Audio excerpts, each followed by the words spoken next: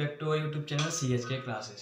तो हम बोर्ड्स की कुछ वीडियोस डाल रहे थे, तो आज हम डालें करंट इलेक्ट्रिसिटी के शॉर्टकट ट्रिक्स देखेंगे। मींस ये सर्किट सॉल्विंग ट्रिक्स है कुछ जो कि आपको 12th में भी काम आ सकते हैं, आपको आंसर चेक करने के लिए। हालांकि आपको बोर्ड में तो पूरा लिखना पड़ता है स्टेप बाय स्टेप, तो आपको ऐसे नंबर मिलेंगे, बट आपको चेक कर सकते हो, क्रॉस चेक कि सही है आंसर आपका नहीं। लेकिन जेई हुआ, नीट हुआ, वहाँ पर आपको सर्किट सॉल्विंग जो मिलते हैं तो उनमें बहुत हेल्पफुल होंगे आपके लिए। और ऐसे हम बीटेक में जाते हैं तो वहाँ पे भी काम आती है। मीन्स कि बेसिक जब पढ़ते हैं इलेक्ट्रिसिटी या इलेक्ट्रिक इंजीनियरिंग, तो उसमें आपको ये काम आएगी। तो आपके लिए वीडियो बहुत ही हेल्पफुल होने वाला है। So let's start the video.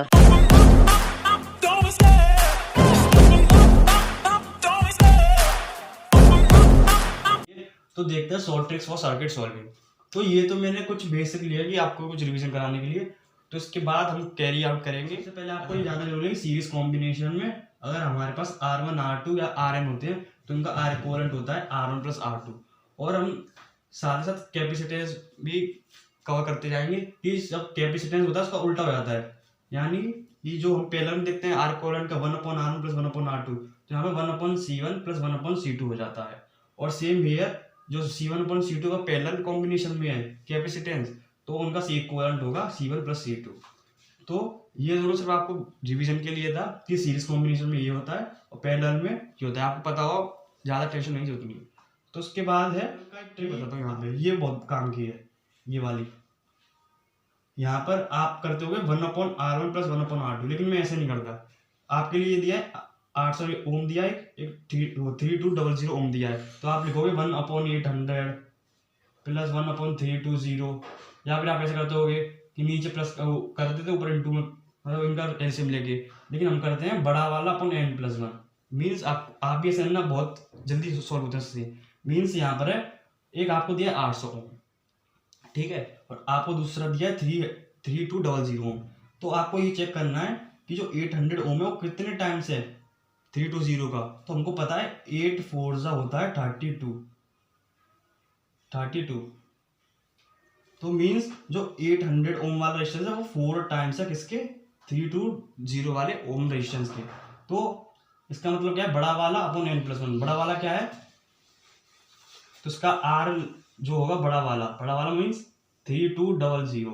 इन दोनों में से कौन सा बड़ा है, तो वो आपको लिखना 3200 अपॉन n+1। n हमने निकाला कितने टाइम्स है, n मीन्स कितना टाइम्स, तो यहाँ पर है 4 टाइम्स। यानी 800 ओम जो छोटा वाला है वो इसके 4 टाइम्स है, तो यहाँ पे लिखोगे 4 + 1। तो इसका आंसर होगा 3200 अपॉन 5। तो आप इसको क्रॉस कर कैंसिल कर दीजिए। 5 6 30, 2 बचा, 5 4 20, 6400 ओम। और आप 1/R1 प्लस 1/R2 से चेक करके भी बता सकते हैं कि यही आंसर आया है और यही आएगा। तो अब देखते हैं कि हमारे पास सीरीज कॉम्बिनेशन है दो रेजिस्टेंस का, तो उनके बीच में पोटेंशियल कैसे निकालें। मीन्स हमारे पास R1 अगर रेजिस्टेंस और R2 रेजिस्टेंस है अलग अलग, तो इसका वोल्टेज कितना होगा, इसका वोल्टेज कितना होगा। और आप ऐसे पता है कि आपको जो सीरीज कॉम्बिनेशन होता है वो पोटेंशियल डिवाइडर होता है। मीन्स जब करंट निकलेगा तो करंट तो सेम रहेगा all over the circuit, but यहाँ पर जो वोल्टेज होगा वोल्टेज डिफर करेगा। तो यहाँ पर जो वोल्टेज होगा वो होगा V1 एंड यहाँ पर V2। तो वैसे तो आप ये निकाल सकते हो टोटल अगर V आया करके, या फिर R नेट निकाल कर, तो वो लॉन्ग प्रोसीजर है। तो लेकिन हम देख रहे हैं ट्रिक्स।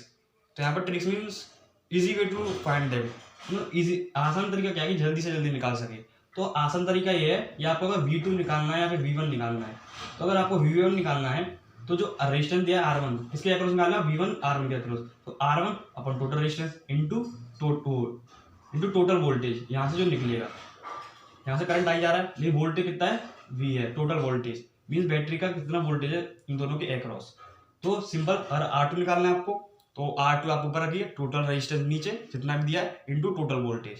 सेम हियर हम कैपेसिटेंस भी लेंगे, तो कैपेसिटेंस में आपको C1 ये है, C2 ये है, और आपको इसके अक्रॉस V1 निकालना है, इसके अक्रॉस V2 निकालना है। तो ये कैसे होगा, यहाँ पर सिर्फ उल्टा इतना अंतर है कि आपको V2 के अक्रॉस निकालना है तो V2 का R2 लेते थे, लेकिन V2 का क्रॉस निकालना C1 लेंगे।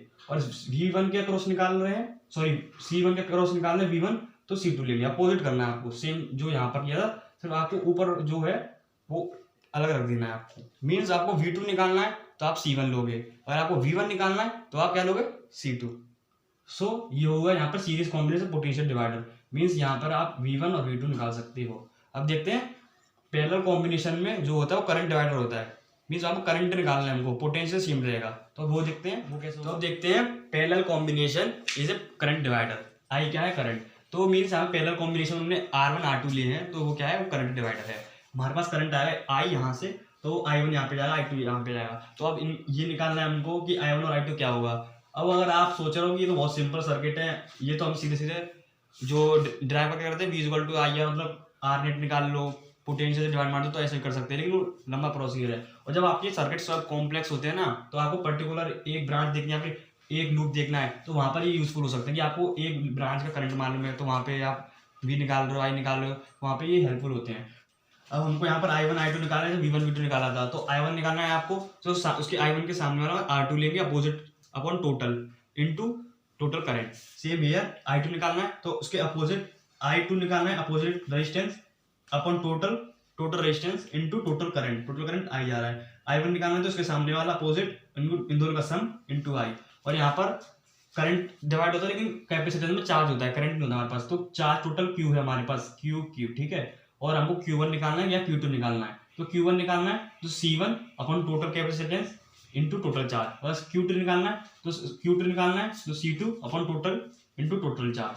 ठीक है, आपको ये याद रखना है, करंट निकालेंगे तो अपोजिट वाला लेना है, और चार्ज निकालेंगे तो सामने वाला लेना है। ठीक है, तो अब देखते हैं इसके आगे। तो अब देखते हैं व्हीटस्टोन ब्रिज। अब व्हीटस्टोन ब्रिज हमारे पास दो तरह के हो सकते हैं, बैलेंस, वैसे हम 12th में बैलेंस पढ़ते हैं, लेकिन कभी कभार आपको अगर अनबैलेंस मिल जाए तो वो कैसा केस है वो अभी देखेंगे। तो पहले आपको पता है, अगर बैलेंस व्हीटस्टोन ब्रिज होता है तो उसमें क्या होता है, R1 अपॉन R2 और R1 अपॉन R2, मीन्स यहाँ पे मैंने R3 नहीं लिखा ना, R4 अलग अलग नहीं लिखा, मीन्स जो यहाँ पर जो रेजिस्टेंस होगा और अपॉन इधर जो रेजिस्टेंस होगा, उन दोनों का रेशियो, और इन दोनों का रेशियो सेम होना चाहिए। तो चलिए आप R3 R4 कर लीजिए। मीन्स यहाँ पर मान लो कि आपके पास 10 ओम रेजिस्टेंस ये वाला, और ये वाला आपके पास 50 ओम है। ठीक है, तो इसका रेशियो क्या आ गया, 1:5। और यहाँ पर मान लो 2 ओम है, और यहाँ पर हो गया आपका 10, तो इसका भी रेशियो क्या होगा, 2/10, 1:5।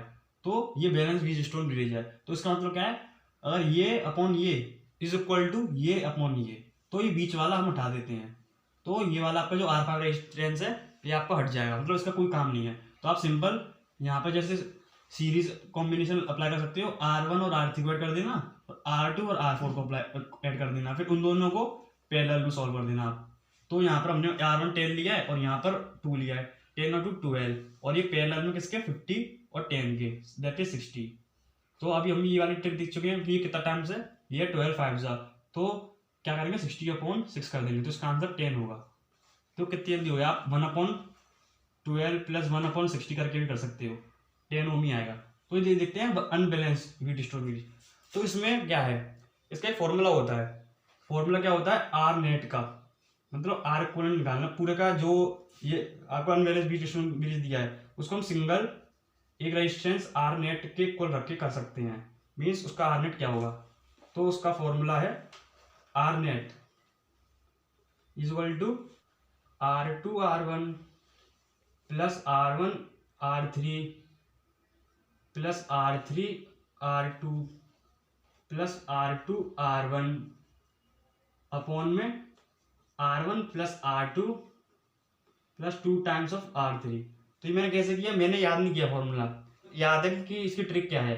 तो आप सबसे पहले इसमें एप्सिलॉन बना लीजिए, ऐसे ये बना लिया आपने एप्सिलॉन। तो आपको R2 दिया है, फिर R1, फिर R3, फिर R2, फिर R1, मीन जो R1 यहाँ पर है वो रिवर्स मैनर में है, जो इनका रेशियो होगा R1 अपॉन R2 का, वो इक्वल नहीं होगा R3 अपॉन R4 के, मीन यहाँ पे R3 R4 का रेशियो उल्टा होगा इनका, मतलब तो R1 अपॉन R2 होगा वो इक्वल टू होगा R2 अपॉन R1 के। मीन्स यहाँ पर हमने रेशियो देखा था 1:5 का था, तो इसका 5:1 होगा। जब ऐसी कंडीशन हो कि ये वैसे इक्वल नहीं है आपका, means R1 upon R2 equal to R2 upon R1 हो, तो तब आपको ये फॉर्मूला लगाना है। सीधे सीधा आप ये याद रख लीजिए, रेशियो वगैरह छोड़ो, जब R1 upon R2 equal to हो R2 अपॉन R1 के, तो आपको ये फॉर्मूला लगाना है। क्या है, R2 into R1, R2 into R1, फिर R1 into R3, R1 into R3, फिर R3 इंटू R2, फिर R3 इंटू R2, फिर R2 into R1, R2 into R1 upon में क्या आएगा R1 प्लस R2 और बीच वाले का 2 टाइम्स, बस इतना याद रखना है। अपॉन में क्या आएगा R1 R2 बीच वाले का 2 टाइम्स। तो एप्सिलॉन बना हुआ, तो ये लिख दो आप, इसका इससे करेंगे, फिर इसका इससे करेंगे, फिर इसका इससे, फिर इसका इससे, तो ये आपका आंसर आ गया आर नेट का। तो मान लो आपके पास अब दिया है ये एक सर्किट, तो आप कैसे सॉल्व करोगे, आर नेट कैसे निकालोगे, इसमें निकाल सकते हो, नहीं निकाल सकते। तो इसकी भी एक ट्रिक है कि एक्सटेंडेड व्हीटस्टोन ब्रिज बोलते हैं इसको हम। मीन्स इस तरह का आपको सर्किट देखे, तो अगर उसमें आपको R1/R5, R2/R6, R3/R7, R4/R8, अगर सभी का रेशियो सेम दिख रहा है, आधर रजिस्टर कुछ भी हो, रेशियो सेम आना चाहिए। Means R1/R5 is equal to R2/R6 is equal to R3/R7 is equal to R4/R8, और इनका रेशियो सेम है। तो जैसे हम व्हीटस्टोन ब्रिज में करते हैं सेम इसमें करेंगे, इसका रेशियो सेम है तो ये हट जाएगा, इन दोनों का सेम है ये हट जाएगा, इसका कोई मीनिंग नहीं है सर्किट में, इसका सेम है तो ये हट जाएगा। मीन्स अब आपके पास सिंपल ये वाला सर्किट बन गया, ये रेजिस्टेंस, ये R3, ये R4, और यहाँ पर R5, यहाँ पर R6, ये R7, ये R8, ये सभी आपके यहाँ पर ये सीरीज में आ गए, और ये सीरीज में आ गए, और ये दोनों आपस में पैरेलल में आ गए। तो आप आर नेट निकाल सकते हो इजीली। और ऐसा होता है क्योंकि ये हट जाते हैं कि यहाँ पर पोटेंशियल ड्रॉप जो होता है इन दोनों के बीच का, तो सेम हो जाता है, तो मीन्स हम इसको हटा सकते हैं, हमारे लिए यूजलेस है। तो ये है एक्सटेंडेड व्हीटस्टोन ब्रिज। कि आपने क्यूब वाला फॉर्मूले, क्यूब वाले देखे होंगे कि आपको क्यूब में मतलब क्यूब के शेप में आपको रेजिस्टेंस ऐड कर दिए जाते हैं बहुत सारे, और आपको कहीं पर भी दो टर्मिनल दे दिए जाते हैं, मान लो यहाँ से दे दिए और यहाँ पे बैटरी अटैच कर दी, आपको फिर बोल देंगे कि करंट कितना निकल रहा है, वोल्टेज V है कुछ, और यहाँ पे सभी की वैल्यू दे देंगे R मतलब R1 या 2 है जो भी है वॉट एवर। सो यहाँ पर मान लेते हैं हम सभी का जो रेजिस्टेंस है वो R है, ये जितने भी आपको 12 रेजिस्टेंस दिख रहे हैं वो सभी R के बराबर है।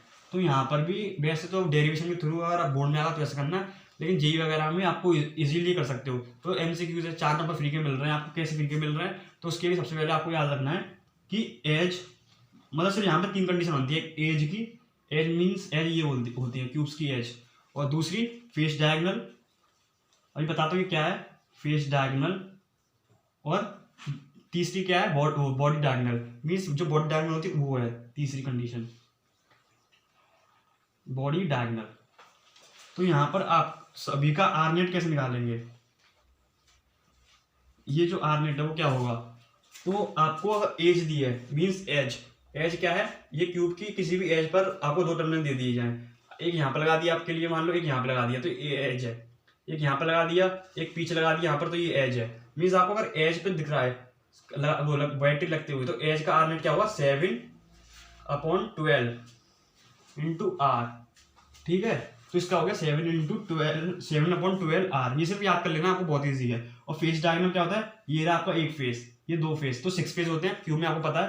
तो अगर ये आपका फेस 1 है, एक टर्मिनल यहाँ पर आपको बैटरी का, दूसरा यहाँ पर है, मतलब फेस की डायगोनल पे एक ये रहा, और ऐसे यहाँ पे हो सकता है। अगर ऐसे दिख रहा है कि ऐसे बैटरी कनेक्टेड है, तो उसका आर नेट क्या होता है 9/12 आर। आपको काट भी सकते हैं, लेकिन आपको याद करने में आसानी होगी क्योंकि इसका होता है 10/12 आर। तो आप याद रख सकते हो 7, 9, 10 अपॉन में सबके 12 इंटू आर है टोटल। ये बॉडी डायगोनल क्या है, बॉडी डायगोनल मीन्स इस कोने से अपोजिट वाला, मतलब लॉन्गेस्ट लेंथ जो हम एक क्यूब में रख सकते हैं। तो आप देखो कि यहाँ पर एक कॉर्नर है मेरे पास, और इस जस्ट अपोजिट सामने कॉर्नर होगा, तो इसके बीच में अगर लगे होंगे टर्मिनल, तो उसका क्या होगा 10/12 आर। वो एक यहाँ पर इसको कनेक्ट कर दो, तो ये हो गया बॉडी डायगोनल जो मैंने ये बनाया यहाँ पर, तो इसका हो गया 10/12 आर।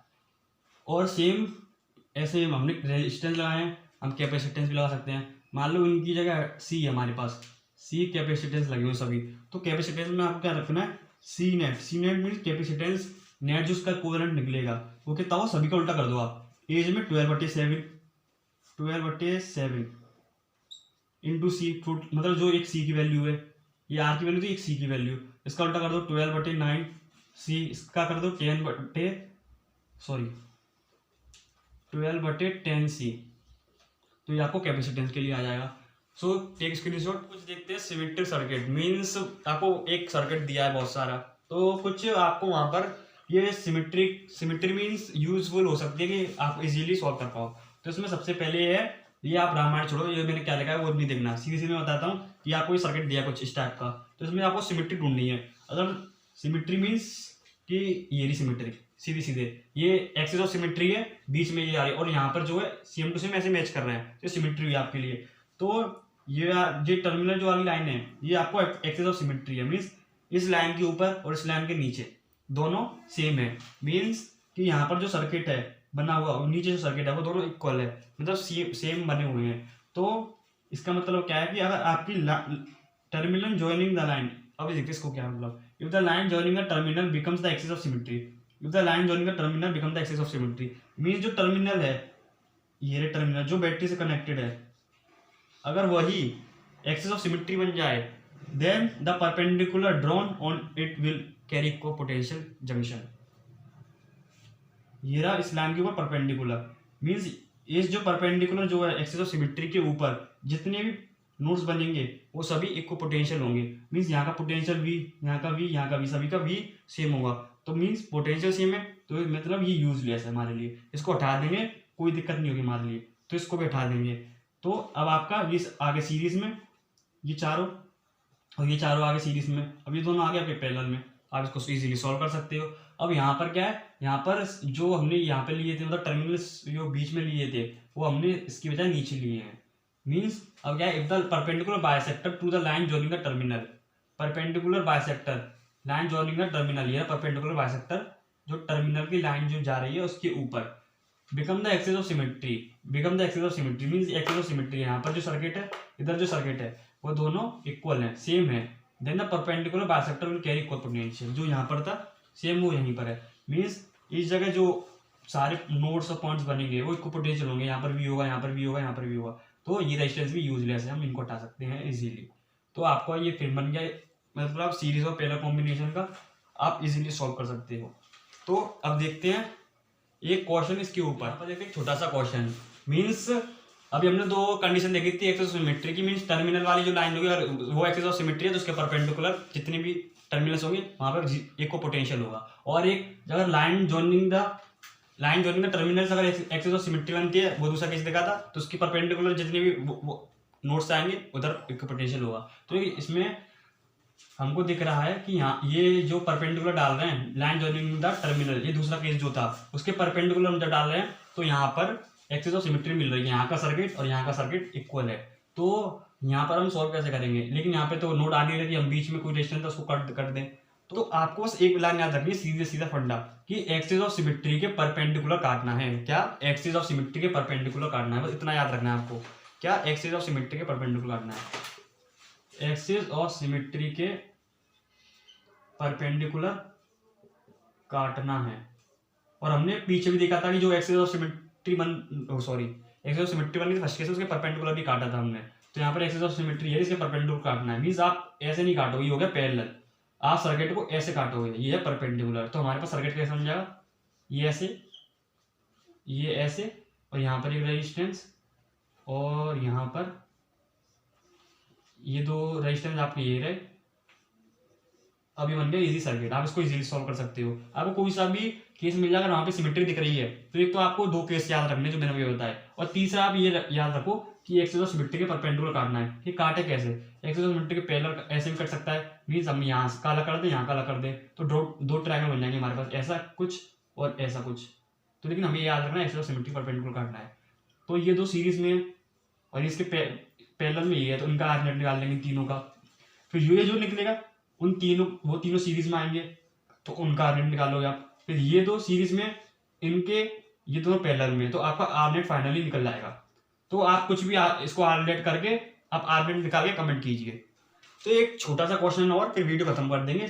आपको अगर इस तरह से दी हो सर्किट्स, मतलब आपको समझ में आ रहा है पैरेलल क्या है, सीरीज क्या है, और सभी का वैल्यू आर मैंने लेट किया है, यहाँ पे कुछ भी हो सकता है, लेकिन आपको करने का प्रोसीजर बताऊँ कैसे होगा। आपको सिर्फ नोट्स ढूंढने, मीन्स कहाँ पर इंटरसेक्ट करना है टर्मिनल्स, एक ये रहा ए, एक ये रहा, एक ये रहा, एक ये रहा, यहाँ पे चार नोट्स दिख रहे हैं। लेकिन हम देखें कि यहाँ पर जो ए है वो यहाँ पर जा रहा है, और यहाँ पर माना हमने बी है, ये सी माना, ये डी माना, ठीक है। तो आपको सबसे पहले ए ये वाला, एक लास्ट में लिखना डी, अब बीच में बी लिख लो और सी लिख लो। तो आपको इस तरीके से दिया हुआ है।